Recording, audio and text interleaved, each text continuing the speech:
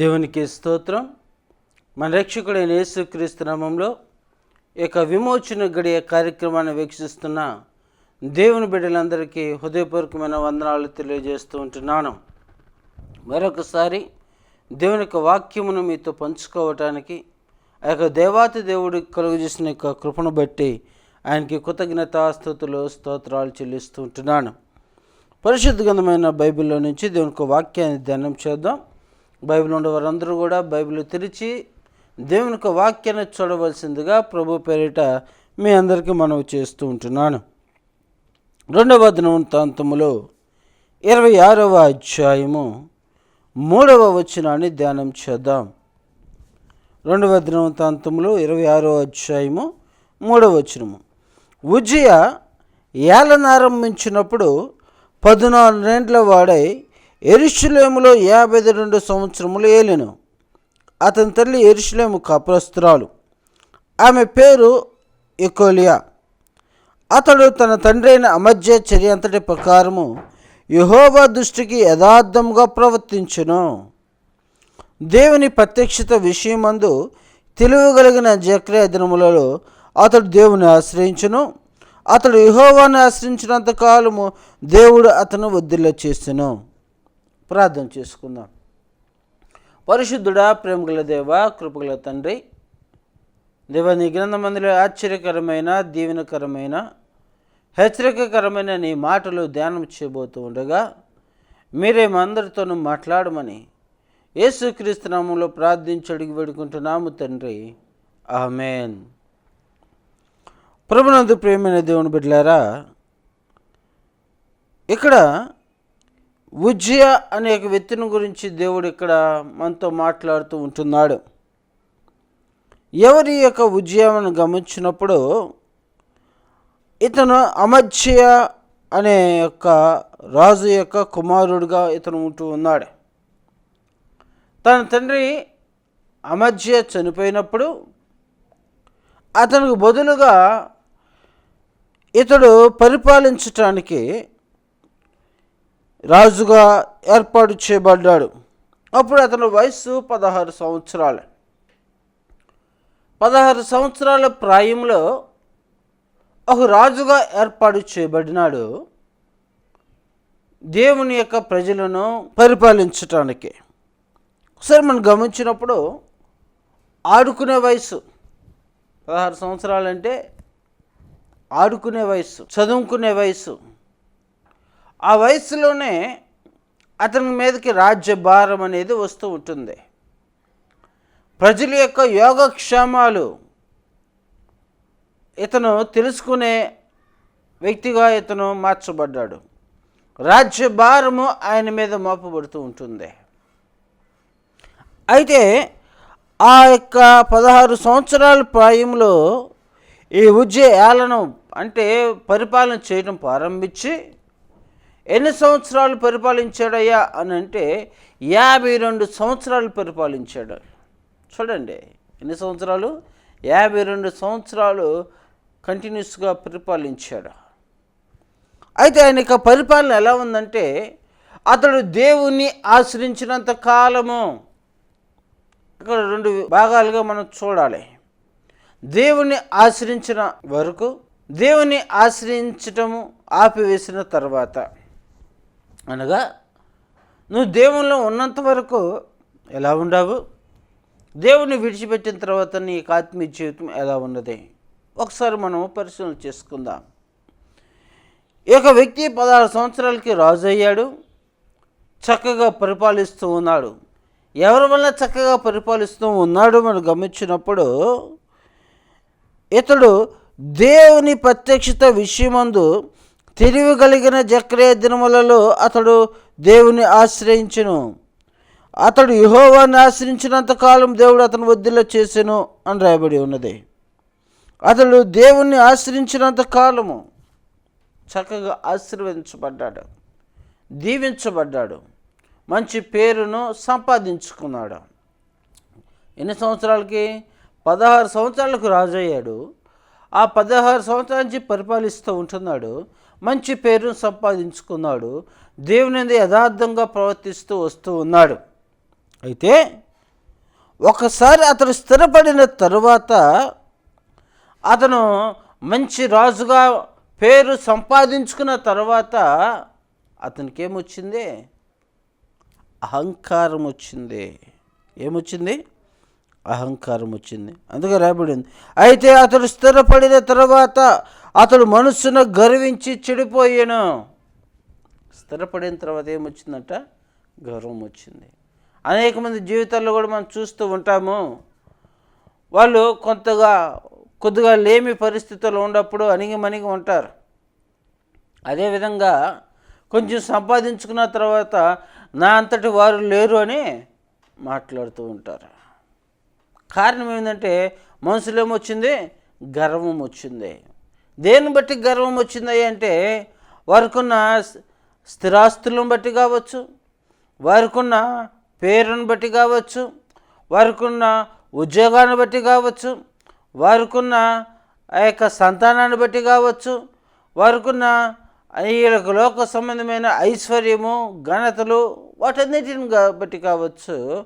ఒకసారి స్థిరపడిన తర్వాత మాకు ఇంక ఎదురు లేదు అని అనుకుంటారు. ఈరోజు సమాజంలో మనం గమనించినప్పుడు ఒక అధికారి తెలిసినా మనం ఏమంటామంటే, నాకు అధికారి తెలుసు, నాకు ఏదైనా కష్టం వస్తే ఆ అధికారి తీరుస్తాడు, నాకే ఇబ్బంది లేదులని ఆ మనిషిని బట్టి మనం ఏం చేస్తామంటే గర్విస్తాం. లేకపోతే ఎవరైనా ఒక పేరు ప్రఖ్యాతులు కలిగిన వ్యక్తి మనకు పరిచయం అయి ఉంటే ఆ వ్యక్తి నాకు తోడుగా ఉన్నాడు అని ఆ వ్యక్తిని బట్టి మనం గర్వించే వ్యక్తులుగా మనం ఉంటాం. ఈ విధంగా మనకి ఏమీ లేని పరిస్థితుల్లో అణిగిమణిగిన వ్యక్తులుగా మనం ఉంటాము. చాలా జాగ్రత్తగా మన యొక్క జీవితాన్ని కాపాడుకుంటూ ఉంటాము. ఒకసారి మనం స్థిరపడిన తర్వాత మన యొక్క జీవితంలో ఒక ఉన్నతమైన స్థానంలోకి వెళ్ళిన తర్వాత మనకు తెలియకుండా మనం ఏం చేస్తున్నామంటే అహంకారమైన మనసు మనకు వస్తూ ఉంటుంది. మన యొక్క స్థిరపడిన తర్వాత గర్వం అనేది మనకి వస్తుంది. అక్కడ ఏమొచ్చిందంటే అతనికి, అయితే అతడు స్థిరపడిన తర్వాత అతడు మనస్సును గర్వించి ఏం చేస్తూ ఉన్నాడు? మనసును గర్వించి. పడిపోవడానికి ముందు అహంకారమైన మనసు నడుచును అని రాయబడి ఉంటుంది. ఏమొచ్చిందంట? మనం దిగజారిపోయే ముందు మన స్థితిగతులను కూడా తారుమారిపోయే పరిస్థితుల్లో అహంకారమైన మనసు నడిచిద్ది. ఉజ్జియా యొక్క జీవితంలో కూడా అహంకారమైన మనసు వచ్చింది. ఒకప్పుడు 16 సంవత్సరాలకే దేవుణ్ణి ఆశ్రయించాడు, రాజు అయ్యాడు, చక్కగా పరిపాలిస్తూ ఉన్నాడు. దేవుడు అతను ఎంతగానో ఆశీర్వదించాడు. ఒకసారి ఆశీర్వదించబడిన తర్వాత తను ఏం చేస్తూ ఉన్నాడంటే మనసును గర్వించి యాజకులు వేయవలసిన ధూపాన్ని తాను వేయటానికి వెళ్ళాడు. ప్రియమైన దేవుని బిడ్డలారా, గర్వము వచ్చింది. తను ఏం చేస్తున్నాడు? పడిపోతూ ఉన్నాడు. ఆశీర్వాదకరమైన స్థలములో నుంచి జారిపోతూ ఉంటున్నాడు. యాజకుడు వేసిన ధూపాన్ని, పరిశుద్ధ స్థలములో దేవుని యొక్క యాజకుడు వేసిన ధూపాన్ని ఇతను వెళ్ళి వేస్తూ ఉన్నాడు. ఏమొచ్చిందంటే ఇతనికి చూద్దాము. 10వ వచనము, ఉజ్జియా ధూపం వేయుటకు ధూపాత్తును పట్టుకొని రౌద్రుడై యాజకుల మీద కోపం చూపెను. యెహోవా మందిరంలో ధూపము పీఠము పక్కన అతడు ఉండగా యాజకులు చూస్తూనే ఉన్నప్పుడు అతని నొసట కుష్టు రోగము పుట్టెను. ప్రధాన యాజకుడైన అజారాయమును యాజకులందరూ అతని వైపు చూడగా అతడు నొసట కుష్ఠము గలవాడై ఉండెను. ప్రభునందు ప్రియమైన దేవుని బిడ్డలారా, 20వ వచనం మనం గమనించినప్పుడు అక్కడ రాయబడి ఉంటుంది, గనుక వారు తడువు చేయక అక్కడ అతను బయటికి వెళ్ళగొట్టిరి. యెహోవా తన మొత్తినని ఉజ్జియా ఎరిగి బయటికి వెళ్ళుటకు తను త్వరపడిను. రాజైన ఉజ్జియా తన మరణదినం వరకు కుష్టి రోగి అయి ఉండెను. చూడండి, గర్వించి ఏం తెచ్చుకుందంటే రోగం తెచ్చుకుంటూ ఉంటున్నాడు. మనసును గర్విస్తూ ఉంటున్నాడు. ఈరోజు అనేక మందిని మనం గమనించినప్పుడు గర్వపు మాటలు, నాకేంటి అనే మాటలు మనం చూస్తూ ఉంటున్నాము. సామెతల గ్రంథం 16వ అధ్యాయంలో 11వ వచనంలో ఈ విధంగా రాయబడి ఉంటుంది. చూద్దాము ఒకసారి. నాశనముకు ముందు గర్వము నడుచును, పడిపోవటకు ముందు అహంకారమైన మనసు నడుచును అని రాయబడి ఉంటుంది. ప్రభునందు ప్రియ దేవుని బిడ్డలారా, ఏం నడుస్తుందంట? నాశనం ముందు గర్వము నడుస్తుంది. ఇంకొన మనం గమనించినప్పుడు అనేక మందిని మనం చూస్తూ ఉంటాము. అహంకారమైన మనసుతో ఒక వ్యక్తి బాగా ధనం సంపాదించాడు. అయితే తన యొక్క కుట్లు ఉన్నాయి, అవన్నీ కూడా చాలేదు దాన్ని పెట్టుకోవటానికి. అప్పుడు తను ఇంకా విస్తరించి కొట్లు కట్టి ఆ ధాన్యాన్ని అంతటి కూడా దానిలో పెట్టివేసి అప్పుడు మాట్లాడుతూ ఉంటున్నాడు. ఆరు బయట చక్కగా మంచం వేసుకుని కూర్చున్నాడేమో మాట్లాడుతున్నాడు. నా ప్రాణమా, తినుము, తాగుము, సుఖించుము, ఎంత తిన్నా తరగని ఆస్తిని సమకూర్చునని తన ప్రాణంతో మాట్లాడుతుంటే దేవుడు అన్నాడు, ఓరి వెర్రివాడా అని అంటున్నాడు. ప్రేమైన దేవుని బిడ్డలే, వెర్రివారంగా మనం ప్రవర్తించకూడదు. దేవుడు ఆయుష్కాలం ఇస్తేనే మనం సంపాదించుకుంటున్నాము. దేవుడు చక్కగా పనిచేయగలిగిన జ్ఞానమును, మంచి ఆరోగ్యం ఇస్తేనే మనం పనిచేయగలుగుతున్నాము. కానీ ఈ వ్యక్తి ఏమంటున్నాడు, నా ప్రాణమా తినుము, తాగుము, సుఖించుము అని ఎవరితో మాట్లాడుతున్నాడు? తన ప్రాణంతో మాట్లాడుతూ ఉంటున్నాడు. గర్వపు మాటలు. దేనిని బట్టి? సంపాదించిన ఆస్తిని బట్టి, సంపాదించిన ఆ యొక్క పేరు ప్రఖ్యాతులను బట్టి ఇంక నాకు తిరిగే ఉండదు అని అంటున్నాడు. ఏం చేయబడ్డాడు? ఆ దినాన్ని తన ప్రాణమును కోల్పోయాడు. పడిపోవటం. ఎక్కడికి పడిపోతున్నా అంటే ఎంత ఎత్తుకు ఎదిగారో అంత స్థితికి అంత దిగజారిపోతూ ఉన్న పరిస్థితులు. రోగముతో ఒక రాజుగా ఉండి మంచిగా పేరు ప్రఖ్యాతులు దేవుడు ఇచ్చిన తర్వాత గర్వము ద్వారా పడదోయబడిన వ్యక్తిగా ఇతను ఉంటున్నాడు. మరొక వ్యక్తి ఆస్తినంతా కూడా సంపాదించుకొని తన ప్రాణంతో మాట్లాడుతున్నాడు. ఎంత తిన్నా తరగని ఆస్తిని సమకూర్చుకున్నాను, నాకు ఇక భయం లేదు అనుకుంటున్నాడు. దేవుడు వెర్రివాడా అని దేవుడు మాట్లాడుతూ ఉంటున్నాడు. ఇక్కడ మనం గమనించినప్పుడు ప్రియమైన దేవుని బిడ్డలారా, అనేక మంది ఈ దినాల్లో ఈ లోక సంబంధమైన వాటి వైపు చూస్తూనే, వారు కలిగిన వాటిని చూస్తూ నాకేమీ ఇబ్బంది లేదు, నాకు ఉద్యోగం ఉంది ఇబ్బంది లేదు, నాకు ఆస్తి ఉంది, తిన్నా తరగని ఆస్తి నాకు ఉంది కాబట్టి నాకు భయం లేదు అని వారు కలిగిన ఆ ఐశ్వర్యం వైపు చూస్తూ ఉంటారు. వాళ్ళకున్న ఆ పరిస్థితుల వైపు చూసుకొని దేవుణ్ణి విడిచిపెట్టేవారుగా ఉంటున్నారు. దేవుణ్ణి మరుచు జనులారా అని రాయబడుతూ ఉంటుంది. ఎవరు మర్చిపోతూ ఉంటున్నామంటే దేవుని మర్చిపోతూ ఉంటున్నాము. నిన్ను తక్కువ స్థితిలోంచి ఉన్నతమైన స్థానంలోకి తీసుకొచ్చిన దేవుణ్ణి మర్చిపోతూ ఉంటున్నాము. ఒక వ్యక్తి ఏం చేస్తూ ఉన్నాడంటే తినుచూ త్రాగుచూ ఉంటున్నాడు. ధనవంతుడు ఎలా ఉన్నాడు? తినుచూ త్రాగుచూ ఉంటున్నాడు. పక్క వ్యక్తిని కూడా ప్రేమించలేని వ్యక్తిగా ఉంటున్నాడు. పక్క వ్యక్తిని కూడా ఆదరించలేని వ్యక్తిగా ఉంటున్నాడు. పక్క వ్యక్తికి కూడా ఒక పూట భోజనం పెట్టలేని స్థితిలో తను ఉంటున్నాడు. తను బతికిందే బ్రతుకు అనుకుంటున్నాడు. ఈరోజు అనేక మంది కూడా నేను నా కుటుంబం బాగుంటే చాలు అని అనుకుంటున్నారు. పక్క వారిని ప్రేమించే పరిస్థితిలో కూడా లేరు. ఆ ధనవంతుడు కూడా ఎలా ఉన్నాడంటే నేను బాగున్నాను, సన్నపు నార వస్త్రాలు ధరించే వ్యక్తి అంట.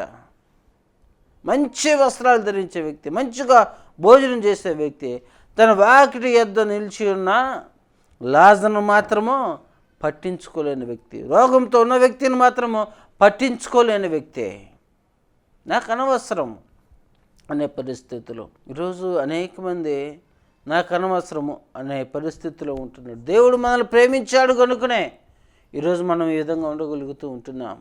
ఆయన మనల్ని కానీ తునీకరించాడంటే మన పరిస్థితి ఏమై ఉంటుంది? ఒకసారి ఆలోచన చేయండి. ఆయన తునీకరిస్తే మన పరిస్థితి ఏమిటి? మనం ఎక్కడ వారము, ఎక్కడ ఉంటాము, మన యొక్క జీవితాలు ఎక్కడ ఉంటాయి? ఆయన తునీకరించకుండా నిన్ను ప్రేమించి నీకు ఐశ్వర్యము, ఘనతను, సమస్తాన్ని ఇస్తే ఆయన విడిచిపెట్టే వ్యక్తులుగా మనం ఉంటున్నాం. ఒక ఆయనట చక్కగా పాటలు రాశాడంట. చక్కగా పాటలు రాసి ఒక దైవజనుడి దగ్గరికి వెళ్ళాడంట. సార్, నేను చక్కగా పాటలు రాశాను, చాలా బాగా వచ్చినాయి, నేను బాగా రాశాను, ఒకసారి వినండి అంటున్నాడంట. ఆ దైవజనుడు విని నీకు చాలా గర్వం వచ్చింది, ముందు గర్వం తగ్గించుకున్నాడంట. ఆ యొక్క వ్యక్తి వెళ్ళి, నేనేం చెప్పాను, నేను పాటలు రాసాను అంటున్నాను కానీ నేను ఎక్కడ గర్వంగా ఫీల్ అయ్యాను అని అంటే, నేను అనే పదమే ఏమై ఉంది, గర్వంతో కూడిందై ఉంటుంది. నేను రాసాను అంటున్నావు, అసలు నీకు రాయటానికి జ్ఞానం ఇచ్చింది ఎవరు? నీ చక్కగా చేతులు ఇచ్చింది ఎవరు రాయటానికి? నీకు ఆలోచన శక్తినిచ్చింది ఎవరు? దేవుని పక్కన పెట్టి వేస్తున్నాము, నేను సంపాదించాను అని అంటున్నాము. నా జ్ఞానం ద్వారా, నా తెలివితేటల ద్వారా నేను దీన్ని చేసుకోగలిగాను అని అంటున్నాము. ప్రియమైన దేవుని బిడ్డలారా, నేను అనే పదము వచ్చిందంటేనే అది గర్వంతో మనం మాట్లాడుతాం, అహంకారమైన మనసుతో మనం మాట్లాడుతూ ఉంటున్నాము. నెబుకద్నెజరును మనం చూస్తూ ఉంటున్నాము, అహంకారమైన మాటలతో నడిచిన వ్యక్తిగా మనం చూస్తూ ఉంటున్నాము. ప్రియమైన దేవుని బిడ్డలారా, ఇలా మనం గమనించుకుంటూ పోతే చాలామంది యొక్క ఆత్మీయ జీవితాలు గర్వం చేత పడదోయబడిన పరిస్థితులు మనం చూస్తూ ఉంటున్నాము. ఒక దినాన అహరోను మిర్యాములను కూడా మనం చూస్తూ ఉంటాము. మోషే నమ్మకంగా దేవుని పట్ల సేవ చేస్తూ ఉన్నప్పుడు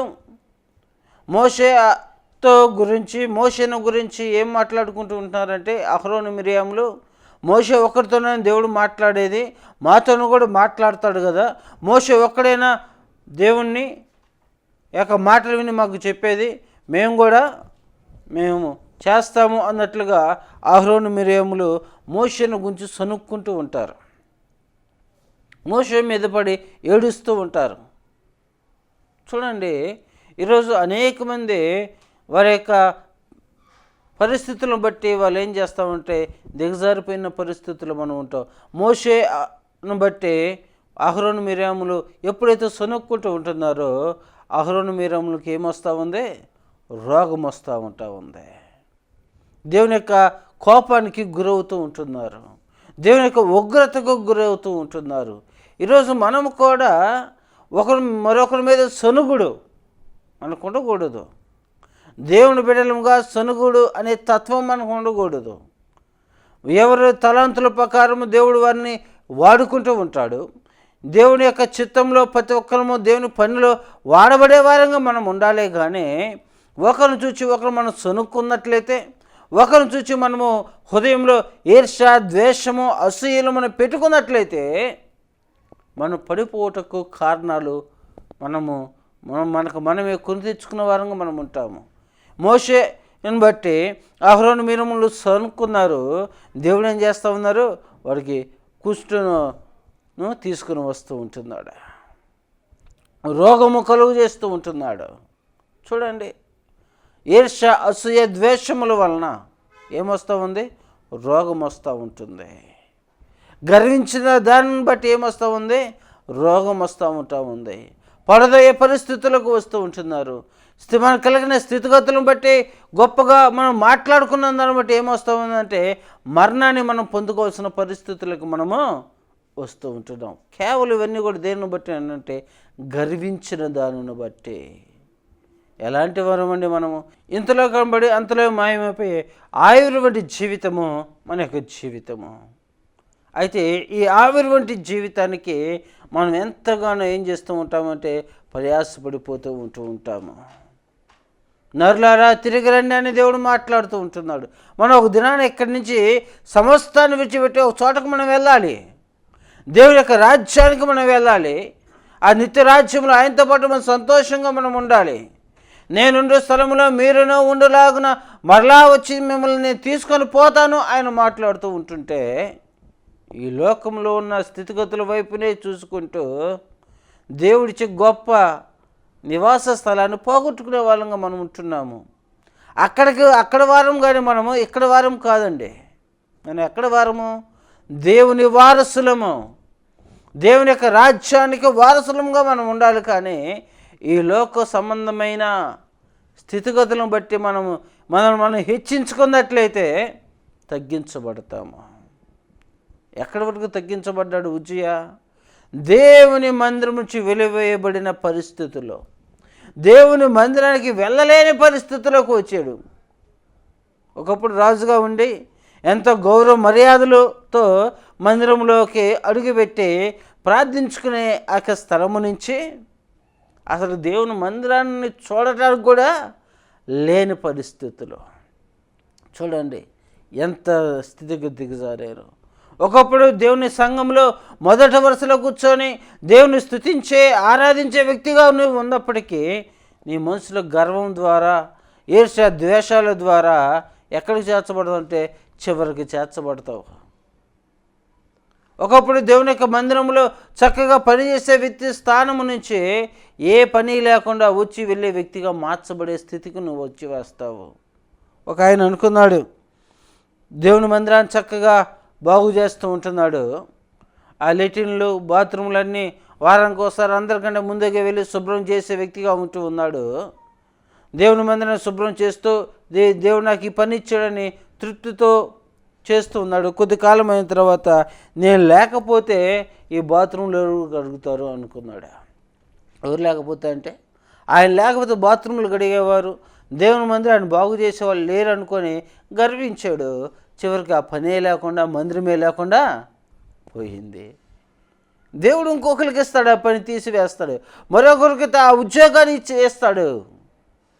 మనము దేవుని యొక్క పరిచర్యలో ఒక పనిముట్టముగా మనం వాడబడాలి తప్ప నేను లేకపోతే ఏమీ లేదు అనే స్థితి కానీ మనకు వచ్చినట్టయితే నువ్వు ఆ స్థలం నుంచి నువ్వు త్రోసివేయబడే పరిస్థితులకు నువ్వు వస్తావు. అది ఏ పని అయినప్పటికీ కూడా, అది చిన్న పని అయినా పెద్ద పని అయినా ఎలాంటి పని అయినప్పటికీ కూడా ఆ పనిలో నమ్మకంగా నువ్వు కొనసాగాలే తప్ప గర్వించి మాట్లాడకూడదు.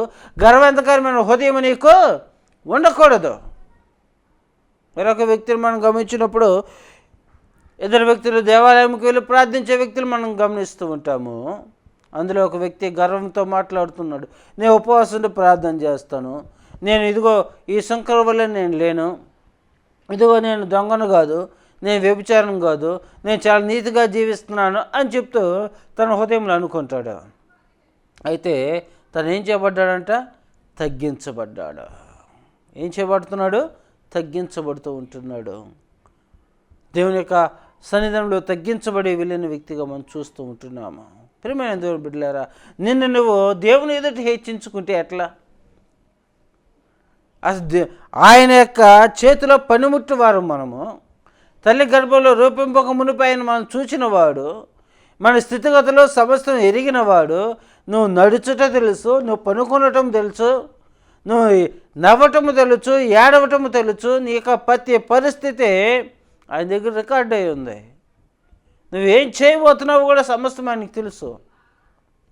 అలాంటి ఆయన ఎదుట నేను ఆయన కంటే గొప్పవారిని అన్నట్లుగా నువ్వు ప్రవర్తిస్తే ఎట్లా? లేదా అలానే ఆయన ఎదుట నేను నా వల్లనే ఆయన ఆరాధించబడుతున్నాడు, నా వల్లనే ఆయన నామానికి గొప్ప ఘనత వస్తుంది అన్నట్లుగా నువ్వు మాట్లాడుకుంటే ఎట్లా? అసలు ఆలోచన చేయాలి. ఉజ్జియా ఆ విధమైన చేశాడు. యాజకుడైనా వేయాల్సిందే దూపం నేను వేయకూడదా అనుకున్నాడు. దేవునికి కోపం వస్తూ ఉంటుంది. ఈరోజు అనేక మంది సంఘాల్లో మనం గమనిస్తూ ఉంటాము. ఆయన చెప్పిందైన వాక్యం నేను కూడా చెప్పగలను అనుకుంటారు. దేవుడు ఎవరికి ఇచ్చిన తలాంతు వారికి ఇస్తాడు.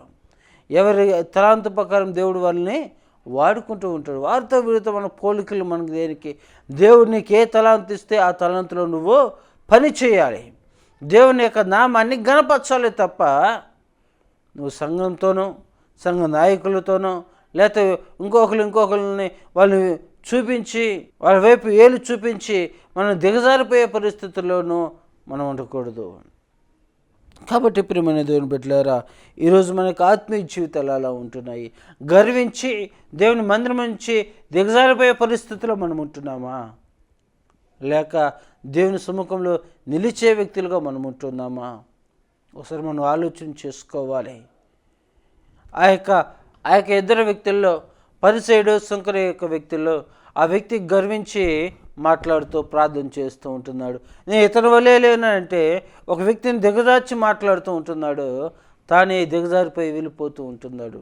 మరొక వ్యక్తి ఆయన మాట్లాడుతూ రొమ్ము కొట్టుకొని ఏడుస్తూ ఉంటున్నాడు, ప్రార్థన చేస్తూ ఉంటున్నాడు. నీతిమంతుడుగా తీర్చబడ్డాడు. అనీతిమంతుడు నీతిమంతుడుగా తీర్చబడుతున్నాడు. చక్కగా ప్రార్థించే వ్యక్తి, చక్కగా దేవుని సముఖానికి వచ్చే వ్యక్తి హృదయంలో గర్వాంధకరమైన మాటలతో వస్తూ ఉంటున్నాడు, దిగజారిపోయి వెళ్ళిపోతూ ఉంటున్నాడు. ఈరోజు నువ్వు ఏ పరిస్థితిలో ఉంటున్నావు? గర్వంతో, అహంకారం పూరితమైన మాటలతో నీవు దేవుని సముఖంలో ఉంటున్నావేమో ఒకసారి పరిశీలన చేసుకో. దేవుని సన్నిధానంలో తగ్గింపుతనం కలిగిన వ్యక్తిగా ఉంటున్నాము. కొంతమంది చాలామందిని మనం గమనిస్తూ ఉంటాము, దేవుని సన్నిధానంలో ఉన్నంత విధేయత, వినయము బయట వారి జీవితాల్లో ఉండవు, కనపడవు. సరే, చాలా బాధ కలుగుతూ ఉంటాయి ఇలాంటి వ్యక్తులను మనం చూస్తూ ఉన్నప్పుడు. దేవుని సముఖంలో ఉన్నప్పుడే వినయ విధేయతలు కాదు, ఆయన యొక్క జీవితాన్ని మనం ప్రతి సందర్భంలోనూ కూడా మనం ఏం చేయాలి? కనపరిచే వ్యక్తులుగా మనము ఉండాలి. ఉజ్జయ యొక్క జీవితాన్ని గమనించిన ప్రియమైన దేవుని బిడ్డలారా, ఆ ఇద్దరు వ్యక్తుల్లో ఒక వ్యక్తి గర్వంతో కూడిన మాటలతో తను ఏం చేస్తూ ఉన్నాడంటే దేవుని సముఖానికి వెళ్ళిపోయాడు. ఒక వ్యక్తి నీతిమంతుడిగా తీర్చబడ్డాడు. నెబుకద్నెజరు రాజు యొక్క జీవితాన్ని మనం చూస్తూ ఉంటాము. అదేవిధంగా ప్రతి ఒక్కరి జీవితాలు మనం గమనించినప్పుడు బైబిల్లో ఎవరైతే గర్వంతో ఉన్నారో వారందరూ కూడా ఏం చేయబడ్డారు? దిగజార్చిపోయారు. వారి ఆత్మీయ జీవితం దిగజారిపోయింది. చివరిగా మరొక వ్యక్తిని జ్ఞాపకం చేస్తాను, సౌలు రాజు దావీదు ఇద్దరు ఫిలిష్తీయుల మీదకి యుద్ధానికి వెళ్ళినప్పుడు వాళ్ళని జయించి వచ్చేటప్పుడు ఇశ్రాయేలు ప్రజలందరూ కూడా వాళ్ళు ఏమనంటే సౌలు 1000 కొలది అనియు దావీదు 10,000 కొలది అనియో ఏం చేస్తూ ఉన్నారంటే స్తుతిస్తూ ఉండారంట. వెంటనే సౌలుకి ఏం కలుగుతుంది? అసూయ. ఏం కలిగింది? అసూయ, పొగడటం. నాకంటే దావీదును ఏం చేస్తున్నారు వీళ్ళు? ఎక్కువ పొగడం. దావీదు ఎవరు? నా దగ్గర పనిచేసే వ్యక్తి. నేనెవరిని? రాజుని. నన్ను ఎక్కువగా పొగడాలా, దావీదుని ఎక్కువగా పొగడాలా అని అనుకున్నాడు. ఏం చేస్తూ ఉన్నాడు? అసూయ వచ్చింది. అసూయ రావటం ఏమొచ్చింది? దురాత్మ వచ్చేసింది. ఏమొచ్చింది? దురాత్మ వచ్చింది. చూడండి, దేవుడు ఉన్నంత కాలము, దేవుని ఆశ్రయించినంత కాలము మనం వదిలుతాం. సాతానుకు మన మీద అధికారం ఉండదు. ఎప్పుడైతే దేవుణ్ణి మనం మర్చిపోతామో, దేవుని సన్నిధానానికి మనము దూరం అయిపోతామో, దేవుని యొక్క ఆలోచనకు మనకు దూరం అయిపోతామో, ఎవరుంటారు? నేనున్నానంటాడు. ఎవరు? అపవాదే. ఏమొచ్చింది సౌలు? ఎప్పుడైతే దావీదు మీద విషపు చూపు ప్రారంభమైందో సౌలు ఎదురు నుంచి దేవుని యొక్క ఆత్మ దూరమైంది, దురాత్మ వచ్చింది. కాబట్టి సౌలు ఏం చేయబడ్డాడు? ఆ దినము నుంచి దావీదును చంపను ఉద్దేశిస్తూ ఉంటున్నాడు. కారణం ఏమిటి? దావీదు 10,000 మంది చంపాడు. ఒక మాట తట్టుకోలేకపోయాడు. నాకంటే దావీదుని ఎక్కువగా పొగుడుతూ ఉన్నారు, నా తర్వాత దావీదుని ఎక్కడ రాజుగా చేసేసుకుంటారో, దేవుడు నిన్ను ఏర్పాటు చేసుకున్నాడు, ఆ సంగతి మర్చిపోయాడు. నువ్వు ఎక్కడి నుంచి వచ్చావు? గాడిదలు పోతే ఆ గాడిదలను వెతుక్కోవడానికి వచ్చిన నిన్ను ఏం చేశాడు దేవుడు? సింహాసనం మీద కూర్చోబెట్టాడు. నా ప్రజలను పరిపాలించేయాలని కూర్చోబెడితే ఓ చిన్న పొగడతకి నీకేమొచ్చింది? అసూయ వచ్చేసింది, ద్వేషం వచ్చేసింది. మన ఎదుట మన పక్క వాళ్ళని నువ్వు పొగిడాను అనుకోండి, మన హృదయం ఎలా ఉంటుంది? సౌలులాగా రగిలిపోతూ ఉంటుంది. పైకి నవ్వుతూనే ఉంటాము, కానీ హృదయంలో ఎలా ఉంటుంది? కోపం రగిలిపోతూ ఉంటుంది. అంటే అప్పుడు ఎవరు ఉన్నట్టు? మన హృదయంలో దేవుడు ఉన్నట్ట? పరిశుద్ధాత్మ ఉన్నట్ట? ఉండదు. దురాత్మ చేరింది. సౌలులో దురాత్మ చేరి దావీదును ఏం చేస్తూ ఉంది? చంపను ఉద్దేశిస్తూ ఉంటున్నాడు. ఒక పొగడ్తకి ఏమొచ్చేసింది? చివరికి నరహత్య చేయాలన్న ఆలోచన వచ్చేసింది. ఎంత దిగజారిపోయాడు చూడండి. దేవుడు ఏ స్థితి నుంచి ఏ స్థితిలోకి తీసుకుని వచ్చాడు సౌలును.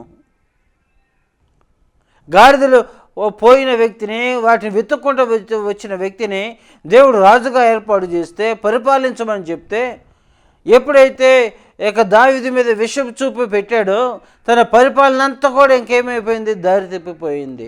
దేవుడు అనేక మార్లు అవకాశం ఇచ్చినప్పటికీ కూడా సరి చేసుకోలేని స్థితిలోకి సౌలు వచ్చి వేశాడు. చివరికి తన ఈటి మీద తానే పడి తాను చనిపోయాడు.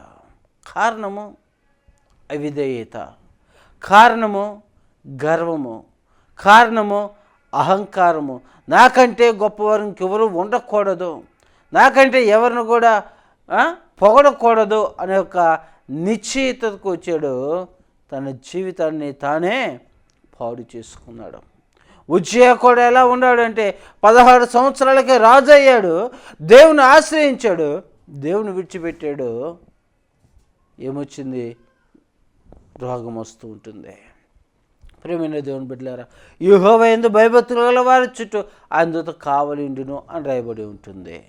ఇప్పుడు భయభక్తులు కలిగి ఉన్నంత వరకు నేనును మీరును ఏకమై ఉన్నాము అని దేవుని యొక్క వాక్యం తెలియజేస్తుంది. నేను మీకు తోడుగా ఉంటాను అని దేవుని యొక్క వాక్యం తెలియజేస్తుంది. ఆయన మన హృదయంలో ఉండటానికి ఇష్టపడుతూ ఉంటున్నాడు. నీ హృదయం అనే ఇంటిలో నేను ఉంటాను అని ఇష్టపడుతున్నాడు. ఆయన ఉండే హృదయం ఎలా ఉండాలి? ఎలా ఉండాలంటే ఈర్ష్య ద్వేషాలు ఉండకూడదు. పరిశుద్ధంగా, నీతిగా, యథార్థంగా మన యొక్క జీవితాలు ఉండాలి. ఎప్పుడైతే మనము ఈ లోకం వైపు మనం చూస్తామో, లోక పరిస్థితుల వైపు మనం చూస్తామో, ఈ లోక స్థితిగతుల వైపు చూసి మనం గర్విస్తామో, దేవుడు నాటి నుంచి దేవుడు మనతో ఉండడు. నీ ఆలోచన అంతా కూడా మారిపోతుంది. సౌలు ఎలా ఉంటున్నాడు? దావీదును చంపాలనుకుంటున్నాడు. దావీదు మరలా దేవుని స్తుతించి ప్రార్థించినప్పుడు నాయనా దావీదు అని అంటున్నాడు. మరలా ఏదైనా క్షమించయ్యా అంటున్నాడు. మరలా ఏమవుతుంది? మరలా దురాత్మ వచ్చినప్పుడు మరలా ఈటి తీసుకొని ఒక్క దెబ్బతో చంపేద్దాం ఈయన్ని నేను చూడలేకపోతున్నాను, ఈడుంటే నా రాజ్యానికి, నా యొక్క రాజుకి ఏమవుతాడో అడ్డు అవుతాడని ఏం చేస్తున్నాడు? చంపను ఉద్దేశిస్తున్నాడు. అంటే దురాత్మ ఉంటుంది. దేవుని ఆత్మ పనిచేయటంలా ఈరోజు అనేక మంది ప్రార్థనకి వెళ్ళినంతసేపు దేవా నన్ను క్షమించు అని అంటారు. బయటికి రావటము ఏమొస్తుంది వాళ్ళ మధ్యలోకి? దురాత్మ వచ్చేస్తుంది. దేవుని ఆత్మ పనిచేయటంలా లోక సంబంధమైన మాటలు, లోక సంబంధమైన వ్యక్తిగతలు, లోక సంబంధమైన ఆ యొక్క ఐక్యమైన జీవితానికి ఆకర్షించబడటము, వాటి వైపు చూస్తూ ఉంటున్నారు. కానీ మరలా దేవుని సముఖానికి వెళ్ళినప్పుడు ఎలా ఉన్నారు? ఎంతో నమ్రత కలిగినట్లుగా, ఎంతో భక్తి కలిగినట్లుగా, వాళ్ళకంటే విశ్వాసం మరొకరు లేరన్నట్లుగా జీవిస్తూ ఉంటున్నారు. దేవుని మందిర ఆవరణము దాటారంటే వెంటనే ఏమొస్తుంది? సౌలుకు వచ్చినట్లుగా దురాత్మ వచ్చి ఈ లోకంలోకి వెళ్ళిపోతూ ఉంటున్నారు. కాబట్టి ప్రియ దేవుని బిడ్డలారా, దేవుడి దినాన్ని మాట్లాడుతున్నాడు. ఏ పరిస్థితిలో దేవుడు నిన్ను రక్షించాడో, ఏ పరిస్థితుల నుంచి దేవుడు నేను తీసుకొని వచ్చాడో, ఏ ఏక పెంట కుప్ప మీద నుంచి నేను దేవుని ఆయన లేవనెత్తుతాను అని అంటున్నాడు. బేదలుగా ఉన్న మిమ్మల్ని ఆయన గొప్ప ఐశ్వర్యవంతులుగా చేయగలిగిన వ్యక్తి. ఆ పరిస్థితులు మనము ఏ సమయంలో కూడా మనం ఏం చేయకూడదు? మర్చిపోకూడదు. దేవుడు ఇచ్చిన ఉన్నతమైన యొక్క స్థానాన్ని మనము దేవుని కంటే తక్కువగా మనము చూసుకోవాలి. కానీ నేను సంపాదించాను అనే యొక్క భావం వచ్చినప్పుడు నువ్వు దిగజారిపోతావు, పడిపోతావు. ఆ పడిపోవటం ఎక్కడికి జారిపోతుందంటే నిత్య నరకానికి అదే దారితీస్తుంది. కాబట్టి ప్రియమైన దేవుని బిడ్డలారా, ఈ యొక్క వాక్యం ఉంటున్న దేవుని బిడ్డలందరూ కూడా ఒకసారి ఆలోచించండి. నీకు ఉద్యోగాన్ని బట్టి నువ్వు గర్విస్తూ ఉంటున్నావు మేము, నీ స్థితిగతులను బట్టి నువ్వు గర్వంతకరమైన మాటలు మాట్లాడుతూ ఉంటున్నాము ఏమో. అదేవిధంగా దేవుని మందిరంలో ఉన్నప్పుడు దేవుని యందు భయభక్తి కలిగిన వ్యక్తిగా జీవిస్తూ, మరలా లోకంలోకి వచ్చినప్పుడు లోకానుసరమైన జీవితాన్ని జీవిస్తూ, రెండు తలంపుల మధ్య నలిగిపోతున్న జీవితాన్ని నువ్వు జీవిస్తున్నావేమో. ఒకసారి నిన్ను నువ్వు పరిశీలన చేసుకొని నీ హృదయంలో ఉన్న అసూయను, ద్వేషాన్ని, గర్వాన్ని తీసివేసి దేవునికి ఇష్టమైన వ్యక్తులుగా మనం జీవిస్తూ దేవుని రాజ్యాన్ని మనం స్వతంత్రించుకోవాలని ప్రభుపేట మీకు తెలియజేస్తూ ఈ వాక్యాన్ని ముగిస్తూ ఉంటున్నాను. అటు పరిశుద్ధాత్మ దేవుడు మనకు అందరికీ కలుగుజేయనుగాక. ఆమెన్. ప్రార్థన చేసుకుందాం. మహాగణుడా, మహోన్నతుడా, సర్వాధికారి అయిన ప్రభువా, సర్వశక్తి సంపన్నుడా, నీకు వందనాలయ్యా. దేవా, ఇంతవరకు తండ్రి మీరు మాతో మాట్లాడిన ప్రతి మాటను బట్టి ప్రభా నీకు వందనాలు. మా హృదయంలో తండ్రి ప్రభా నీకు అవిధమైన క్రియలు ఏమైనా ఉన్నాయేమో వాటినన్నిటినీ తండ్రిని తీసివేసుకొని దేవా నీకిష్టమైన బిడ్డలముగా మేము జీవించటానికి, నీ రాజ్యానికి వారసులగుటకు కృప దయచేయమని యేసు నామములో ప్రార్థించి అడిగి పొందుకొని ఉంటున్నాము తండ్రి. ఆమెన్. మన దేవునుడియు ప్రభువైన యేసు క్రీస్తునుడియు పరిశుద్ధాత్మిక అన్యోన్య సహవాసము చేరిన మనకును, అదేవిధంగా ఈ వాక్యం ఉంటున్న అనేక మందికి ఆయన కృపా కాపుదల సదాకాలం తోడే ఉండి నడిపించునుగాక. ఆమేన్, ఆమేన్, ఆమేన్. అందరికీ వందనాలు. ప్రభునందు ప్రియ దేవుని బిడ్డలారా, మీ యొక్క ప్రార్థన అవసరతలకు స్క్రీన్ మీద కనబడుతున్న నెంబర్కు మీరు ఫోన్ చేసినట్లయితే మీ నిమిత్తము మేము ప్రార్థన చేస్తాం. ఒకరినొకరు ఆత్మీయంగా బలపరుచుకొని దేవుని రాజ్య సువార్తను అనేక మందికి తెలియజేద్దాం. దేవుని రాజ్యానికి వారసులను చేద్దాం. అటే గొప్ప పరిశుద్ధాత్మ దేవుడు మనకందరికీ కలుగుజనుగాక. ఆమేన్. అందరికీ వందనాలు.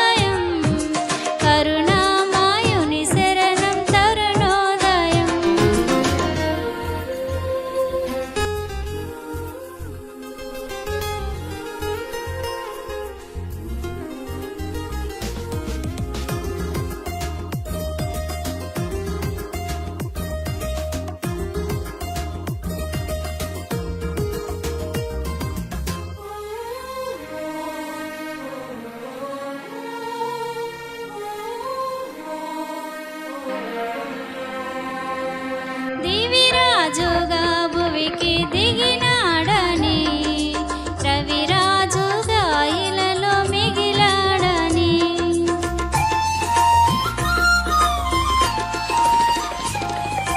దివిరాజుగా భువికి దిగినాడని, రవిరాజుగా ఇలలో మిగిలాడని, నవలోక గగనాలు తెరిచాయని, పరలోక భవనాలు పిలిచాయని, నవలోక గగనాలు తెరిచాయని, పరలోక భవనాలు పిలిచాయని, ఆరని జీవన జ్యోతిగా వెలిగే తారకుడొచ్చింది, పాడే పాటల పశువుల శాలలో ఊయల వేసింది, ఆరని జీవన జ్యోతిగా వెలిగే తారకుడొచ్చింది, పాడే పాటల పశువుల శాలలో ఊయల వేసింది, ఆ జన్మమే ఒక మర్మము, ఆ బంధమే అనుబంధము, ఆ జన్మమే ఒక మర్మము, ఆ బంధమే అనుబంధము, సుధా మధుర కిరణాల అరుణోదయం, కరుణామయుని శరణం తరుణోదయం, సుధా మధుర కిరణాల అరుణోదయం, కరుణామయుని శరణం తరుణోదయం.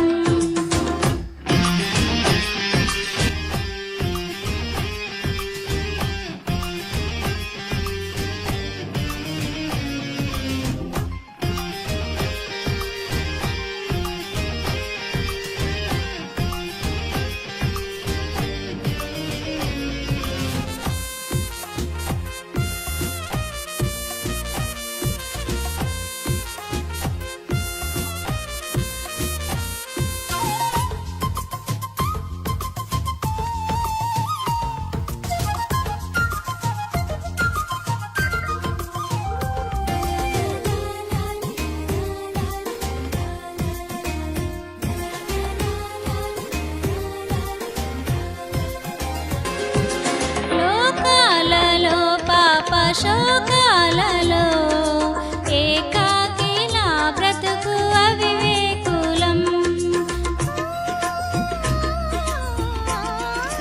లోకాలలో పాప శోకాలలో ఏకాకిలా బ్రతుకు అవివేకులం. క్షమ హృదయ సహనాలు సమపాలుగా ప్రేమానురాగాలు స్థిరాస్తిగా. క్షమ హృదయ సహనాలు సమపాలుగా ప్రేమానురాగాలు స్థిరాస్తిగా. నమ్మిన వారిని రమ్మని పిలిచే రక్షకుడా యేసే నిత్య సుఖాల